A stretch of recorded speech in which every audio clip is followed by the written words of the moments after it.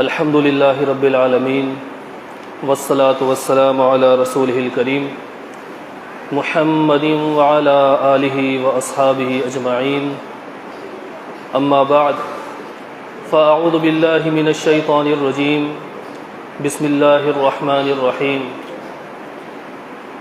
وَيَرَى الَّذِينَ أُوتُوا الْعِلْمَ الَّذِي أُنزِلَ إِلَيْكَ مِنْ رَبِّكَ هُوَ الْحَقُّ وَيَهْدِي إِلَى صِرَاطِ الْعَزِيزِ الْحَمِيدِ وقال النبي صلى الله عليه وسلم الدنيا ملعونة ملعون ما فيها إلا ذكر الله وما والاه وعالما أو متعلما رب اشرح لي صدري ويسر لي أمري واحلل عقدة من لساني يفقهوا قولي رب وتمم بالخير وبك نستعين اللہ رب العالمین کی حمد و ثنا اور پیارے رسول جناب محمد رسول اللہ صلی اللہ علیہ وآلہ وسلم کی ذات گرامی پر درود و سلام کے بعد یہ جو مجلس ہے اس محلے میں قائم مدرسہ انس بن مالک الانصاری رضی اللہ تعالی عنہ میں پڑھنے والے علم حاصل کرنے والے طلباء کے ششماہی امتحانات کے نتائج میں رکھی گئی ہے۔ یہ مدارس اللہ رب العالمین کی زمین پر اللہ رب العالمین کی طرف سے بہت بڑا انعام ہے۔ یہ ظلمتوں کے اندر روشنی کے منارے ہیں، اور ان مدارس کی دم سے دنیا قائم۔ میں اکثر یہ بات کہا کرتا ہوں کہ اللہ رب العالمین نے اس دنیا کے وجود کو جو برقرار رکھا ہے ان دینی طلباء اور علماء کے دم سے برقرار رکھا ہے۔ صحیح بخاری کی حدیث سے نبی علیہ الصلوۃ والسلام فرماتے ہیں ان من اشراط الساعة ان يرفع العلم ويظهر الجهل ويشرب الخمر ويظهر الزنا۔ قیامت کی نشانی ہے کہ علم اٹھا لیا جائے گا اور جہالت عام ہو جائے گی، شراب پی جائے گی اور زنا فحاشی پھیل جائے گا۔ جہالت جو پھیلے گی، شراب جو پی جائے گی، فحاشی عریانی جو پھیلے گی، اس کی وجہ یہ ہے کہ علم اٹھا لیا جائے گا۔ اور علم کیسے اٹھایا جائے گا؟ ایسے نہیں اٹھائے گا اللہ تعالیٰ کہ اس دنیا سے کتابوں کا وجود ختم کر دے، ان مدارس کو، ان میں موجود کتابوں کو ختم کر دے، لائبریریز کو ختم کر دے، کتابوں کا وجود برقرار نہ رہے۔ اس طرح اللہ تعالیٰ علم نہیں اٹھائے گا۔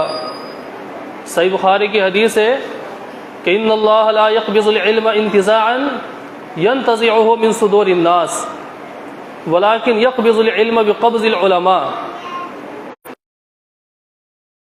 ختم نہیں کرے گا کہ لوگوں کے سینوں سے نکال کر باہر پھینک دے، بلکہ اللہ رب العالمین علم کو قبض کرے گا، ختم کرے گا علماء کو فوت کر کے۔ علماء فوت ہو جائیں گے تو علم اٹھا لیا جائے گا۔ یہ کتابیں موجود رہیں گی، یہ مکتب موجود رہیں گے، لائبریریز موجود رہیں گی، لیکن علماء نہیں ہوں گے، سیکھنے والے نہیں ہوں گے، سکھانے والے نہیں ہوں گے، تو علم اٹھ جائے گا۔ حتی اذا لم یبق عالما اتخذ الناس رؤوسا جہالا، یہاں تک کہ جب اللہ ایک عالم بھی برقرار نہیں رکھے گا تو لوگ جاہلوں کو اپنا بڑا مان لیں گے۔ جب جاہل ان کے بڑے ہوں گے، ان سے سوالات کیے جائیں گے، فافتوا بغیر علم، وہ بغیر علم کے فتویٰ دیں گے، فضلوا واضلوا، خود بھی گمراہ ہوں گے، دوسروں کو بھی گمراہ کریں گے۔ علماء جب فوت ہو جائیں گے تو پھر سیکھنے والے بھی موجود نہ رہیں گے. جب سیکھنے والے بھی نہ رہیں گے، طلبہ بھی نہ ہوں گے، تو پھر دین نہیں پھیلے گا. دین کا نام و نشان آہستہ آہستہ مٹ جائے گا، حتیٰ کہ اللہ کا نام لینے والا اس روئے زمین پر کوئی نہیں ہوگا.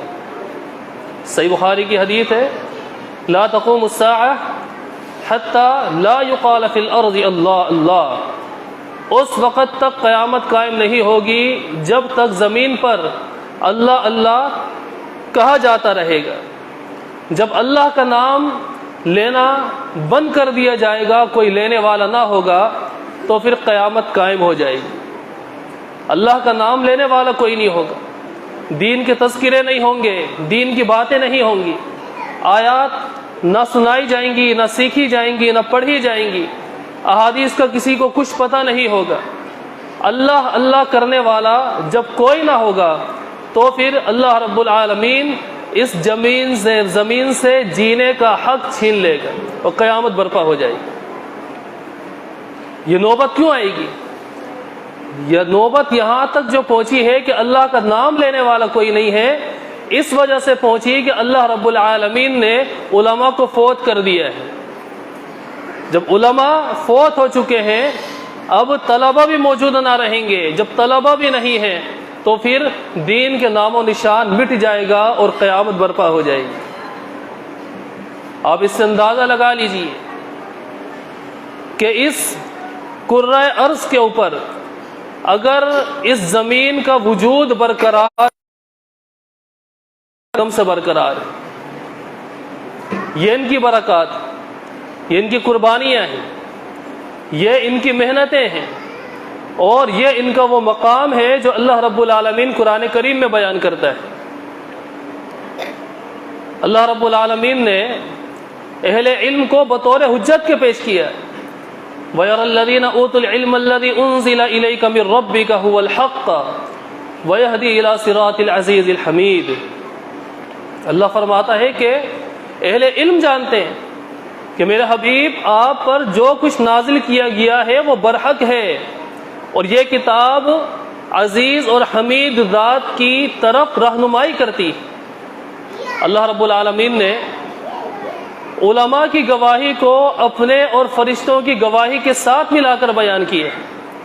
شہید اللہ انہ لا الہ الا ہوا والملائکۃ واولو العلم قائما بالقسط، کہ اللہ نے گواہی دی کہ اللہ کے علاوہ کوئی حقیقی معبود نہیں، اور فرشتوں نے بھی گواہی دی، اور اہل علم نے بھی گواہی دی، اور یہ گواہی حق کے ساتھ قائم ہے. لا الہ الا هو العزیز الحکیم، اللہ کے علاوہ کوئی حقیقی معبود نہیں جو غالب ہے اور انتہائی حکمت والا ہے. قل هل يستوي الذين يعلمون والذين لا يعلمون، کہہ دیجئے کیا جو لوگ علم رکھتے ہیں اور جو علم نہیں رکھتے آپس میں دونوں برابر ہو سکتے ہیں؟ نہیں ہو سکتے. انما يتذکر اولو الالباب، فقط نصیحت حاصل کرنے والے تو عقل مند ہی ہوا کرتے ہیں. تو یہ علماء کے مقام کو اللہ رب العالمین نے بیان کیے، اور اللہ کے پیغمبر علیہ الصلوۃ والسلام کی ایک حدیث کافی ہے. جامع ترمذی کے اندر نبی علیہ الصلوۃ والسلام فرماتے ہیں کہ من سلک طریقا یبتغی بہ علما سلک اللہ بہ طریقا الی الجنہ، جو شخص کسی ایسے راستے پر چلے کہ اس راستے پر چل کر وہ جنت تلاش کرنا چاہتا ہو، علم تلاش کرنا چاہتا ہو، تو اللہ رب العالمین اس راستے کی وجہ سے اسے جنت کے راستے پر چلا دے گا. اور اگلا جملہ یہ ہے کہ بے شک جو مخلوقات آسمانوں میں ہیں، جو زمینوں میں ہیں، حتی الحیتان فی الماء، حتیٰ کہ پانی کے اندر مچھلیاں بھی، لَيَسْتَغْفِرُ لِمُعَلِّمِ النَّاسِ الْخَيْرِ، جو شخص لوگوں کو خیر سکھاتا ہے، بھلائی سکھاتا ہے، اس کے لیے استغفار کرتی ہیں. وَإِنَّ الْمَلَائِكَةَ لَتَضَعُ أَجْنِحَتَهَا رِضًا لِطَالِبِ الْعِلْمِ، اپنے پروں کو بچھا دیا کرتے ہیں. نبی علیہ الصلوۃ والسلام نے اگلے جملے کے اندر اہل علم کی فضیلت کو بیان کیا ہے. وفضل العالم علی العابد کفضل القمر علی سائر الکواکب، کہ ایک عالم کی فضیلت ایک عبادت گزار بندے پر ایسے ہے کہ جس طرح چاند کی فضیلت اور فوقیت باقی تمام ستاروں کے اوپر ہے۔ وَإِنَّ الْعُلَمَاءَ وَرَثَةُ الْأَنْبِيَاءِ، اور علماء جو ہیں وہ انبیاء کے وارث ہیں۔ وَإِنَّ الْأَنْبِيَاءَ لَمْ يُوَرِّثُوا دِينَارًا وَلَا دِرْهَمًا، اور انبیاء نے کسی کو اپنے دینار اور درہم کا وارث نہیں بنایا۔ وَإِنَّمَا وَرَثُوا الْعِلْمَ، علماء نے، انبیاء نے اپنے علم کا وارث بنایا ہے۔ فَمَنْ أَخَذَ بِهِ أَخَذَ بِحَظٍّ وَافِرٍ، جس نے انبیاء کی میراث علم کو لے لیا اس نے ایک وافر نصیب اپنے حصے کے اندر لے لیا ہے۔ اب اندازہ کیجیے، یہ علماء، یہ طلباء، فرشتے ان کے لیے پر بچھائیں، فرشتے ان کے لیے مغفرت کی دعا کریں، چیونٹیاں بلوں کے اندر، مچھلیاں پانی کی گہرائیوں کے اندر ان کے لیے استغفار کریں، اور ان کا مقام اس طرح ہو جس طرح چاند کا مقام ستاروں کے مقابلے میں، اور ان کو میراث مال و متاع کی صورت میں نہ ملی ہو بلکہ ان کو انبیاء کی میراث علم کی صورت میں ملی ہو، تو ان کے مقام کا کیا کہنا ہے؟ جب یہ ان کا مقام ہے اور ان کی یہ اہمیت، تو پھر امت کی ذمہ داری بنتی ہے کہ علماء کی، طلباء کی، مدرسین کی، اور ان کے دم سے جو مدارس قائم ہیں ان مدارس کی کفالت کریں، ان کی سرپرستی کریں، ان کے اوپر خرچ کریں۔ اللہ کے پیغمبر علیہ الصلوۃ والسلام کی حدیث ہے جامع ترمذی کے اندر، الدنیا ملعونۃ ملعون ما فیہا، دنیا ساری کی ساری ملعون ہے، اس پر اللہ کی لعنت ہے، اللہ کی رحمت سے دور ہے۔ ملعون ما فیہا، جو کچھ دنیا کے اندر ہے سارا کا سارا ملعون ہے، اس پر اللہ کی لعنت۔ الا ذکر اللہ وما والاہ وعالما او متعلما، سوائے اللہ رب العالمین کے ذکر کے، اور جو چیزیں اللہ کی یاد سے متعلق ہیں، تعلق رکھتی ہیں ان کے۔ یہ مساجد ہیں، یہ مدارس ہیں، یہ علماء، یہ طلباء، یہ مصنفین، یہ مدرسین، یہ سامعین، یہ معاونین، یہ سیکھنے والے، یہ سکھانے والے، یہ تعاون کرنے والے، ان دینی احکامات کے ساتھ یہ اللہ کی لعنت سے بچے ہوئے ہیں۔ وعالما او متعلما، یا پھر اللہ کی لعنت سے بچنے والا عالم ہے یا پھر طالب علم۔ ان عالم اور طالب علم اور ان کے ساتھ تعلق قائم رکھنے والا، تعلق کو جوڑنے والا، یہی اس لعنت سے بچا ہوا ہے، وگرنہ دنیا کی تمام چیزیں ملعون ہیں جو اللہ کے ذکر سے دور ہیں، اللہ کے ذکر سے ان کا کوئی تعلق نہیں ہے، وہ ملعون ہے۔ اب اندازہ کیجیے یہ حدیث کتنی واضح ہے، اور دین کے علم، دین کی درسگاہیں، یہ مدارس، یہ علماء، مدرسین اور ان طلباء کے مقام کو کس طرح قدر بیان کر رہی ہے۔ اللہ کے پیغمبر علیہ الصلوۃ والسلام نے اس حوالے سے امت کی رہنمائی کر دی۔ مدینہ المنورہ کے اندر، مسجد نبوی کے اندر، اس کے پچھلے سائڈ میں ایک مدرسہ قائم تھا جو اللہ کے پیغمبر علیہ الصلوۃ والسلام نے بنایا تھا، اور اسے صفہ کہا جاتا تھا، اور اس صفہ میں رہنے والے جو صحابہ طلبہ تھے انہیں اصحاب صفہ کہا جاتا تھا۔ ان کا کوئی کاروبار نہیں، کوئی گھر بار نہیں، اور کوئی ٹھکانہ نہیں۔ مسجد نبوی یہ مدرسہ ان کا ٹھکانہ تھا، اور اللہ کے پیغمبر علیہ الصلوۃ والسلام اور مدینہ میں رہنے والے جو صحابہ تھے انہوں نے ان کی سرپرستی کی ہے، ان کی دنیاوی ضروریات کا خیال رکھا ہے، ان کی کفالت کی ہے، اور انہوں نے اللہ کا دین آگے پہنچایا۔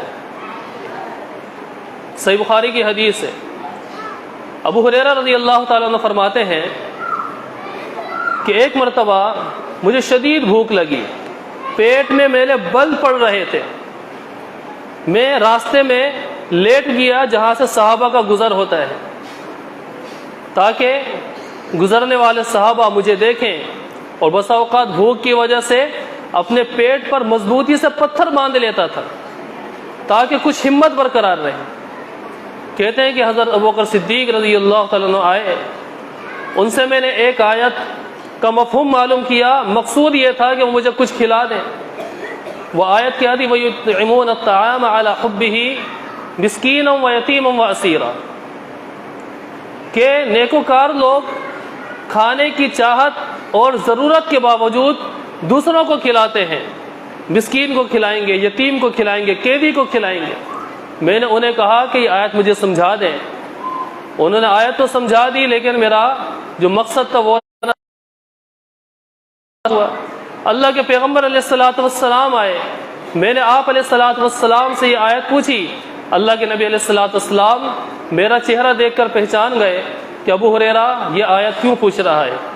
اصحاب صفہ میں سب سے نمایاں، سب سے ممتاز جو صحابی ہیں سیدنا ابو ہریرہ رضی اللہ تعالی عنہ ہیں۔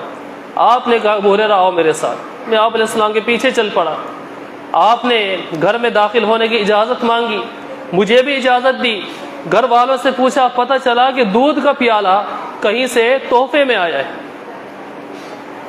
اللہ کے پیغمبر علیہ الصلوۃ والسلام نے مجھے کہا ابو ہریرہ اصحاب الصفہ کو بلا کر لے آؤ۔ یہ اصحاب صفہ مسجد نبوی کے مدرسے کے طلباء مختلف اوقات کے اندر آتے جاتے رہے تو ان کی کل تعداد 1400 کے قریب ہے۔ کہتے ہیں کہ میں انہیں بلانے تو چلا گیا، یہ اسلام کے مہمان تھے، ان کا کوئی گھر بار نہیں تھا، کوئی کاروبار نہیں تھا، مسجد کے اندر رہتے، علم حاصل کرتے اور دوسروں کو سکھایا کرتے۔ کہتے ہیں کہ میں سوچ رہا تھا کہ ان کو بلاؤں گا، اللہ کے پیغمبر علیہ الصلوۃ والسلام مجھے ہی کہیں گے کہ ابو ہریرہ یہ پیالہ لو اور ان کو پلانا شروع کر۔ میرے دل کے اندر کچھ باتیں آ گئیں، میں سوچ رہا تھا میرے لیے کیا بچے گا، لیکن فرماتے ہیں کہ لم یکن من طاعت اللہ و طاعت رسولہ بد، اللہ اور رسول کی اطاعت کے بغیر کوئی چارہ بھی تو نہیں تھا۔ میں گیا، ان کو بلا کر لایا۔ نبی علیہ الصلوۃ والسلام نے پیالہ مجھے پکڑایا اور کہا کہ ابو ہریرہ ان کو پلانا شروع کرو۔ میں ایک صحابی کو پیالہ دیتا، وہ سیراب ہو کر اسے پی لیتا، پھر پیالہ مجھے پکڑا دیتا۔ میں دوسرے کو دیتا، وہ پیٹ بھر کے پی لیتا، اور دودھ جوں کا توں برقرار ہے۔ یہ نبی علیہ الصلوۃ والسلام کا معجزہ ہے۔ حتیٰ کہ سارے کے سارے اصحاب صفہ انہوں نے پیٹ بھر کے دودھ پی لیا۔ اللہ کے پیغمبر علیہ الصلوۃ والسلام کی باری آ گئی، پیالہ میں نے آپ کو پکڑا دیا۔ نبی علیہ الصلوۃ والسلام نے مجھے دیکھا اور دیکھ کر مسکرائے، کہا کہ بقیت انا وانت یا ابا ہر، اے ابو ہر میں اور تو بچے ہیں۔ میں نے کہا کہ نعم صدقت یا رسول اللہ، اللہ کے پیغمبر علیہ السلام آپ سچ کہہ رہے ہیں، اب ہم دو ہی بچے ہیں۔ اللہ کے پیغمبر علیہ الصلوۃ والسلام نے پیالہ مجھے پکڑا دیا، فرمایا کہ پیو۔ کہتے ہیں کہ میں نے پینا شروع کیا، میرا پیٹ بھر گیا۔ فرمایا کہ اور پیو، میں نے اور پیا، آپ مسلسل کہتے رہے، پھر کہا کہ پیو۔ میں بیٹھ گیا، میں نے کہا کہ والذی بعثک بالحق ما اجد له مسلکا، اللہ کے اب تو دودھ کو نیچے اتارنے کے راستے بھی بند ہو چکے ہیں۔ اللہ کے پیغمبر علیہ الصلوۃ والسلام نے پیالہ اپنے ہاتھوں سے پکڑا، اللہ کا شکر ادا کیا، بسم اللہ پڑھی، اور آپ علیہ الصلوۃ والسلام نے وہ دودھ تناول کر لی۔ اندازہ کیجئے کہ نبی علیہ الصلوۃ والسلام کو اپنے ان طلباء کا اور اس مدرسے میں رہنے والے صحابہ کا کتنا خیال تھا کہ باوجود آپ علیہ السلام بھی بھوکے ہیں، لیکن اللہ کے پیغمبر علیہ الصلوۃ والسلام نے وہ دودھ ان تمام طلباء کو پلایا ہے، اور ان کو یہ عزت اور مقام بخشا کہ اللہ کے پیغمبر علیہ الصلوۃ والسلام نے خود ان سارے صحابہ کے جوٹے کو پیا ہے، آخر میں پیا ہے، کوئی آر محسوس نہیں کی۔ اندازہ کیجیے نبی علیہ الصلوۃ والسلام کو ان سے کتنی محبت تھی، اور آپ نے کس طرح ان کی تربیت کی تھی، کس طرح ان کو پالا تھا۔ مسند احمد کی حدیث ہے، سیدنا علی رضی اللہ تعالی عنہ فرماتے ہیں کہ نبی علیہ الصلوۃ والسلام نے جب میری شادی اپنی لخت جگر سیدہ فاطمہ رضی اللہ تعالی عنہ سے کی، تو آپ علیہ السلام نے اپنی بیٹی کو ایک چادر ایک تکیہ، 2 آٹا پیسنے کی چکی اور ایک مشکیزہ وغیرہ دیا تھا۔ فرماتے ہیں کہ ایک دن میں نے اپنی زوجہ کو کہا کہ اللہ کے نبی علیہ السلام کے پاس قیدی آئے، پانی کندھوں پر اٹھا اٹھا کر میرے سینے میں تکلیف ہو چکی ہے، اور ہاتھ سے آٹا پیس پیس کر تمہارے ہاتھوں پر چھالے پڑ چکے ہیں، جاؤ اللہ کے نبی علیہ السلام کے پاس جاؤ اور ان سے ایک قیدی مانگ لو تاکہ وہ ہمارے کام کاج کر سکے۔ سیدہ فاطمہ رضی اللہ تعالی عنہ جاتی ہیں اور جا کر نبی علیہ السلام سے خیر خیریت لے کر واپس آ جاتی ہیں، اور حیا اور شرم کے مارے آپ علیہ السلام سے غلام کا مطالبہ نہیں کر پاتی۔ سیدنا علی رضی اللہ تعالی عنہ خود جاتے ہیں اپنی زوجہ کو لے کر اور نبی علیہ السلام کے سامنے معاملہ رکھتے ہیں کہ پانی ڈھو ڈھو کر میرے سینے میں تکلیف ہو چکی ہے اور آپ کے لخت جگر کے ہاتھوں میں چھالے پڑ چکے ہیں، ایک قیدی ہمیں دے دیں تاکہ ہم اسے اپنا غلام بنا لیں، ہماری خدمت کر لیا کرے گا۔ اللہ کے پیغمبر علیہ السلام فرماتے ہیں کہ واللہ لا اعطیکما وادعو اہل الصفہ، اللہ کی قسم میں تم دونوں کو نہیں دوں گا، اہل صفہ کو چھوڑ دوں، اہل صفہ کو چھوڑ دوں، ان مدرسے کے طلبہ کو چھوڑ دوں، میں تمہیں اللہ کی قسم نہیں دوں گا۔ لا اجد ما انفق علیہم، میرے پاس کچھ بھی نہیں ہے کہ میں ان کے اوپر خرچ کروں، لیکنی ابیعہم وانفق علیہم، اور ان سے حاصل ہونے والی جو قیمت ہے وہ اس صفہ کے مدرسے کے طلبہ کے اوپر میں خرچ کر دوں۔ اندازہ کیجیے، امت کو یہ سکھلایا کہ آپ کی اپنی ذاتی جو ضروریات ہیں وہ نیچے ہیں اور ان مدارس کی جو ضروریات ہیں وہ اوپر۔ اپنی لخت جگر کی تکالیف کو اللہ کے پیغمبر علیہ السلام نے برداشت کیا، لیکن آپ کے مدرسے میں پڑھنے والے طلبہ کی تکلیف اور ان کی بھوک اللہ کے نبی علیہ السلام سے برداشت نہیں ہوئی ہے۔ فرمایا کہ واللہ لا اعطیکما وادعو اصحاب الصفہ، اللہ کی قسم تمہیں نہیں دوں گا، کیا اہل صفہ کو چھوڑ دوں؟ نبی علیہ السلام کی یہی کردار تھا، یہی تربیت تھی کہ صحابہ کرام نے بھی اس مدرسے کی کفالت کی ہے، اس کو سنبھالا ہے۔ برا بن عازب رضی اللہ تعالیٰ عنہ فرماتے ہیں کہ ہم انصاریوں کے کھجور کے باغات تھے، ہم میں سے جو شخص حسب استطاعت جتنی کھجور چاہتا لے کر آتا، مسجد نبوی کے اندر لٹکا دیا کرتا۔ جب اہل صفہ اس مدرسے کے طلبہ کو بھوک لگتی، ان میں سے کوئی شخص آتا، لاٹھی سے کھجور پہ مارتا، کچی پکی کھجوریں گرتی اور وہ اس سے اپنی ضرورت پوری کر لیا کرتا۔ تو صحابہ کرام نے سنبھالا ہے۔ تو ان طلبہ کی، ان علماء کی اور ان مدارس کی کفالت یہ امت کی اولین ذمہ داری ہے کہ جو خود اللہ کے پیغمبر علیہ السلام نے عملی طور پہ کر کے دکھائی اور اسی نہج پر اپنے صحابہ کرام کی تربیت کی۔ یہ سلسلہ چلتا رہا، سلف صالحین کا بھی یہی کردار رہا کہ انہوں نے اہل علم کی اور ان عظیم لوگوں کی کفالت کی ہے، ان کی ضروریات کا خیال رکھا ہے، کیونکہ ان کے آگے ان کے مقاصد بالکل نمایاں تھے، وہ ان کی اہمیت کو جانتے تھے۔ امام لیث بن سعد رحمہ اللہ پہلی دوسری صدی ہجری کے امام ہیں، کبار تابعین میں سے ہیں، مشہور محدث اور فقیہ ہیں، اور بڑے سخی اور مالدار بھی ہیں۔ آپ کی جو سالانہ آمدنی تھی وہ 60 سے 80 ہزار دینار کے لگ بھگ تھی، 70 سے 80 ہزار دینار ان کی سالانہ آمدنی، لیکن ہر سال سالانہ بنیاد پر 100 دینار امام مالک رحمہ اللہ کو وہ دیا کرتے تھے۔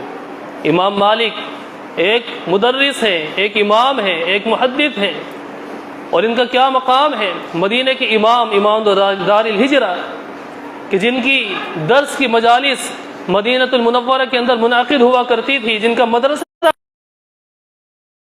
سعد رحمہ اللہ امام مالک کو پابندی کے ساتھ مرتے دم تک دیا کرتے تھے۔ امام مالک رحمہ اللہ نے ایک مرتبہ خط لکھا کہ مجھ پر کچھ قرض ہو گیا ہے، فوراً 500 دینار لیث بن سعد رحمہ اللہ نے امام مالک کی طرف روانہ کر دی۔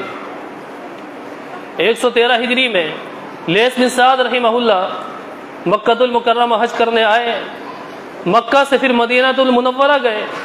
وہاں پر امام مالک رحمہ اللہ نے ایک تشت کے اندر عمدہ کھجوروں کا تحفہ آپ کے سامنے رکھا. لیث بن سعد رحمہ اللہ نے وہ خالی تشت کے اندر 1000 دینار جو سونے کی اشرفیہ تھی وہ رکھ کر امام مالک رحمہ اللہ کو بطور ہدیہ پیش کر دی. مشہور محدث عبداللہ بن لہیہ ان کا گھر جل گیا، ساری کتابیں جل گئی، علمی اثاثہ جل گیا. امام لیث بن سعد رحمہ اللہ نے ان کی کفالت کی اور 1000 دینار فوراً ان کو روانہ کر دیے تاکہ یہ اپنی ضروریات پوری کر سکے. امام عبداللہ بن مبارک رحمہ اللہ پہلی صدی دوسری صدی ہجری کے امام ہیں، کبار تابعین میں سے ہیں، محدث ہیں، مفسر ہیں اور مجاہد ہیں. آپ طلباء کے اوپر، ائمہ کے اوپر، مدارس کے اوپر خوب خرچ کیا کرتے تھے. ایک مرتبہ ایک نوجوان آپ کی درس کی مجلس کے اندر آیا، کافی دن تک آتا رہا اور پھر اچانک وہ غائب ہو گیا. معلوم کرنے پر پتہ چلا کہ وہ نوجوان اس کے اوپر 10,000 درہم کا قرض ہے اور قرض خواہ نے اسے قید کر لیا ہے. امام عبداللہ مبارک رحمہ اللہ نے اس قرض خواہ کا پتہ لگایا، اس کے پاس گئے، 10,000 درہم اس کو عطا کیے اور کہا کہ اس بندے کو چھوڑ دو، میں نے اس کا قرض ادا کر دیا ہے، لیکن اس کو یہ نہیں بتانا کہ اس کا قرض کس نے ادا کیا. وہ نوجوان جب دوبارہ درس کی مجلس میں آتا ہے، عبداللہ مبارک پوچھتے ہیں کہ نوجوان تم کہاں تھے؟ وہ بتاتا ہے کہ میرے پر اتنا قرض تھا. پوچھا پھر کیا ہوا؟ کہتا ہے کہ کسی نے میرا قرض ادا کر دیا ہے. کہا کہ اللہ کا شکر ادا کر. جب عبداللہ مبارک فوت ہو گئے تب اس نوجوان کو پتہ چلا کہ مجھے قرض سے نجات دلانے والا کوئی اور نہیں، میرا اپنا استاد عبداللہ بن مبارک رحمہ اللہ. امام عبداللہ بن مبارک رحمہ اللہ نے فضیل بن عیاض رحمہ اللہ محدث استاد کے متعلق فرمایا، ان سے خطاب کر کے لولاک و اصحابک مت، اگر آپ اور آپ کے طلباء نہیں ہوتے تو میں تجارت ہی نہ کرتا. میں تجارت کرتا ہوں، میں کماتا ہوں، تمہاری کفالت کروں، تمہاری ضروریات کو پورا کروں. آپ کو لوگوں نے آر دلائی، آپ کی مذمت کی کہ آپ کے اپنے علاقے میں مستحق لوگ موجود ہیں، آپ دور دراز علاقوں میں اپنی رقم ارسال کرتے ہیں اور علماء کو دیتے ہیں، ائمہ کو دیتے ہیں، طلباء کو دیتے ہیں، آپ اپنے قریب کے مستحقین کو کیوں نہیں دیتے؟ امام عبداللہ مبارک رحمہ اللہ فرماتے انی اعرف قوما لهم فضل طلب الحدیث فاحسنوا طلبہ. میں ایسے لوگوں کو جانتا ہوں، ان کو پہچانتا ہوں کہ جن کی بڑی فضیلت ہے، انہوں نے حدیث کو حاصل کیا اور اچھے انداز سے حاصل کیا. کہتے ہیں وَإِن تَرَكْنَاهُمْ، اگر ہم نے ان کو چھوڑ دیا تو ہم ان کو ضائع کر دیں گے اور ان کا علم ضائع ہو جائے گا. وَإِنْ أَغْنَيْنَاهُمْ، اگر ہم ان کو مالدار کر دیں گے، غنی کر دیں گے، بَثُّ الْعِلْمَ لِأُمَّةِ مُحَمَّدٍ صلی اللہ علیہ وسلم، تو امت محمد صلی اللہ علیہ وسلم کے لیے یہ علم کو پھیلائیں گے. وَلَا أَعْلَمُ أَفْضَلَ بَعْدَ النُّبُوَّةِ مِنْ بَثِّ الْعِلْمِ، نبوت کے بعد علم کو پھیلانے سے بڑھ کر کوئی عمل میں افضل نہیں پاتا. آپ اندازہ کیجیے ان کی نگاہوں کے اندر ان مدارس کی، مدارس کے طلباء کی، ان علماء کی، مدرسین کی بڑی اہمیت تھی، بڑا مقام تھا. یہی وجہ ہے کہ اللہ کے نبی علیہ الصلوۃ والسلام نے بھی ان کی کفالت کی، صحابہ کی بھی تربیت کی اور سلف صالحین کے دور میں یہ سلسلہ چلتا رہا اور الحمدللہ آج تک جاری و ساری ہے اور اس سلسلے کو مزید مضبوط کرنے کی ضرورت ہے. اللہ رب العالمین مجھے اور آپ کو ان مدارس سے، ان اہل علم سے، ان طلباء سے محبت کرنے، ان کی ضروریات کا خیال کرنے، ان کی کفالت اور ان کی سرپرستی کرنے کی توفیق عطا فرمائے. آمین. وما علینا الا البلاغ المبین.